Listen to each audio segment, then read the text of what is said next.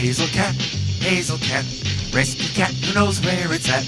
Use a chair for her bed, pair of cymbals by her head. Look out, here comes the Hazelcat. Some guy blows a safe door open, grabs a bag full of cash, and gets into a waiting getaway car.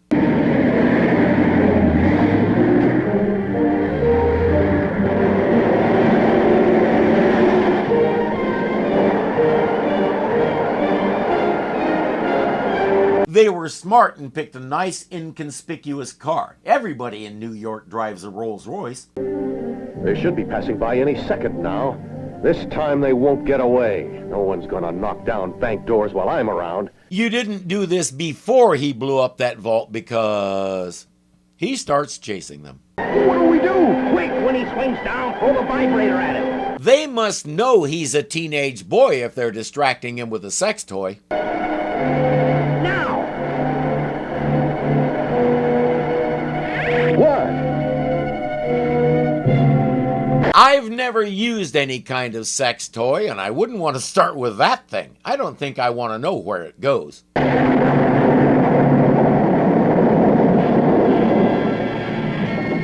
Okay, help me out here. Spider-Man is falling down, falling down, falling down. Spider-Man is falling down. He's unconscious. What happened? What's going on? It's Spider-Man. He fell from the sky.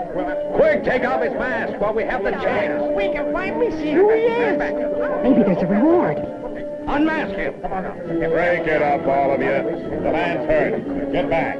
The police won't let anyone near him, and they'll resist the temptation to do it themselves. Likewise, the ambulance guys. What do you think, Captain Stacy? Maybe we should take his mask off while he's just lying there. Might not get another chance. I wouldn't do it, Tom. Not without expert legal advice. Right now, we'd better just keep this crowd back. I'm going from memory here, so feel free to correct any glitches in the timeline that I make. Captain Stacy was Gwen Stacy's dad. He was actually retired but stayed active helping out the police. He was also becoming a major figure in Peter Parker's life. I believe around this time, Gwen Stacy and Mary Jane Watson were rivals for Peter's affections. There's a wonderful exchange between two guys as they see the ladies swarming him. One guy says, "What's he got that I haven't got?" His friend replies, "Not a thing, Joe. Take away his looks and his brains and he's nothing." I modified that last word because he actually used a bit of 60s slang that is so ridiculous I can't bring myself to repeat it. Anyway, not long after he started dating Gwen seriously, Captain Stacy figured out that he was Spider-Man. He literally took the secret to his grave and only let Peter know that he knew as he was dying. He was one of my favorite side characters, and when they killed him off, it made me mad. But right now, he's only just coming on the scene. We'll discover that Spider-Man knows who he is and respects the heck out of him, even though nothing in this season has bothered to tell us how or why. After some discussion, they decide to take him to the prison infirmary just in case he was doing something naughty when he fell. Where am I? What happened? Those bars. I'm in prison. I've been captured by the police. Judging from what I've overheard, they won't try to unmask me yet. That means I can lie here and relax while my strength comes back to me. Must have fallen 20 stories. He won't have very long, though. Captain Stacy is in the next room talking to his wife on the phone. He just told her everything is fine and under control. Grab that guy. He's just what we need. The only way to break out of here is with a hostage. Not a sound, Pops. We're blowing this joint and you're our ticket home. You know, this is starting to look familiar. Oh, my shoulder. Must have injured it when I fell. Got to try and take it easy till I get back to normal. What's all that commotion in the hall outside? Since when do they hold conventions in prison infirmaries?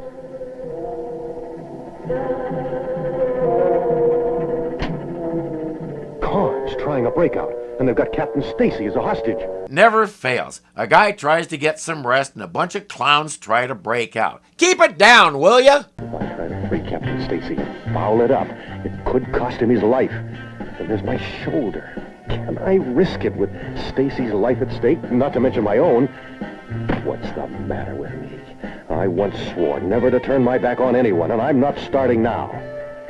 My best bet is to bluff them.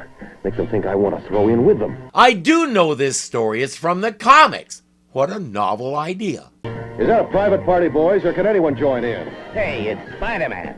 So that's why they had them extra guards. Come on, let's jump them. Well, you've got it all wrong, group. I want to join you, not stop you. I don't like it. He never helped any of us on the outside. Why should he help us now? I wouldn't be in here if not for that crummy punk. I say we polish him off right now. He forgot he put most of them in here. They didn't forget. Hey, he just stood there and took it.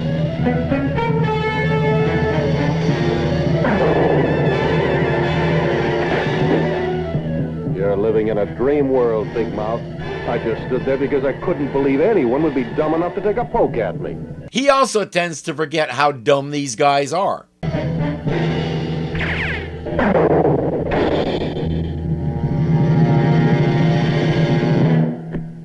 You've got to be kidding. You're tackling Spider-Man, not Snow White. All right, Webhead, that's enough.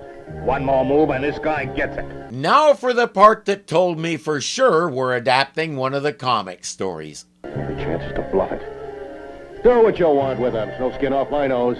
Hey, he means it.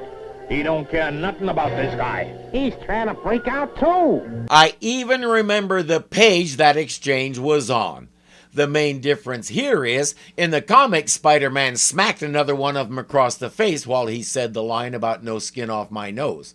Now, in the comic, we had all kinds of thought balloons, so we knew that he really wanted that to work because he didn't have a plan B. We also knew that Captain Stacy thinks Spider-Man is really throwing in his lot with these guys, and he can't believe the web slinger would do it. The bluff works, and Captain Stacy is relatively safe for the moment. Gentlemen, here's what we're going to do.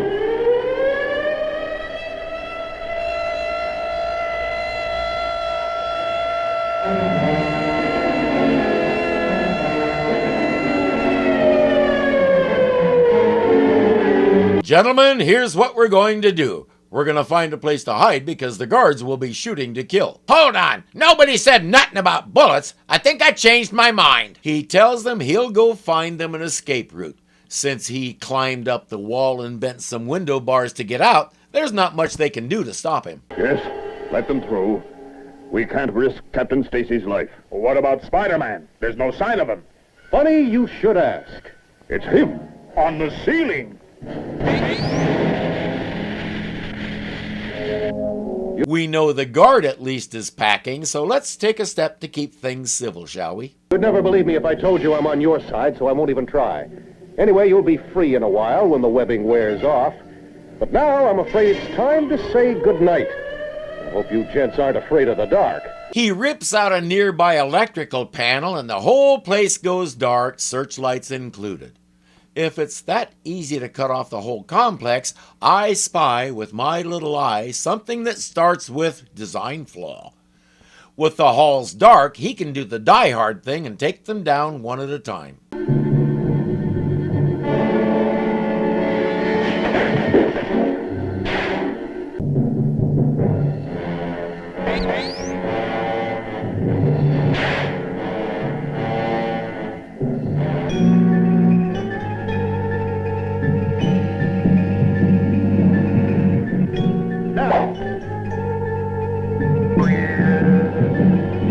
That just leaves the guy holding Captain Stacy. But the lights just came back on so the guards can see what's happening too. That could munge up the whole plan.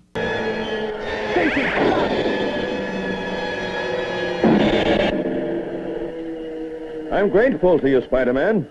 I never really believed you'd throw in with their kind. You may be certain that I'll testify in your behalf when the time comes. In my behalf? You mean you expect me to stay here, a prisoner, till I come to trial? For what? He hasn't been charged with anything. He wasn't even arrested. They took him here because they didn't know what else to do with him. Stacy says this is your chance to clear yourself. Clear himself of what? Nobody can name a specific crime that he's ever committed, not even Jonah Jameson. All he's ever done is help the police catch people who actually do commit crimes. Spidey says, I think not, and takes off. This is an adaptation of the Amazing Spider-Man issue 65 called Escape Impossible. Several things got trimmed, of course, but overall it's a fairly faithful adaptation right down to the dialogue. One thing that got cut was why the prisoners were trying to escape. Basically, they felt the system was unfair. They had to rot in here for months just waiting to come to trial because New York's court system was underfunded, understaffed, and overworked.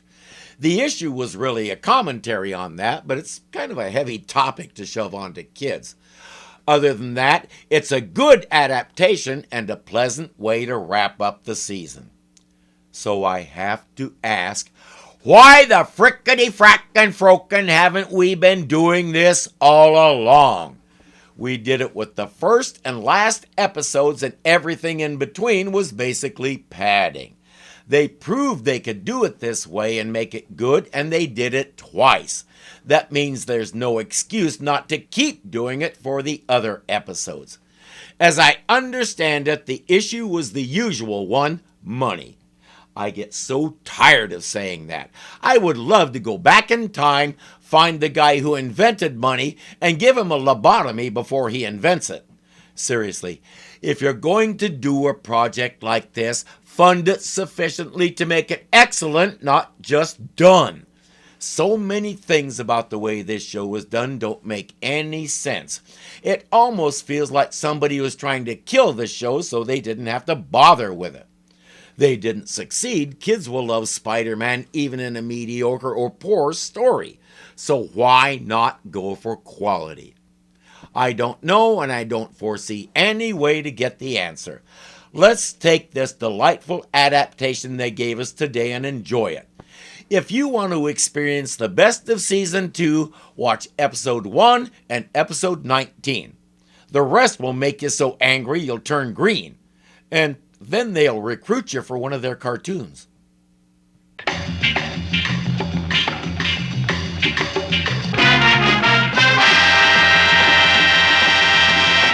Clowns decide to break it up. Simpsy. They did. Come on, David. The issue. Issue. Woo woo woo.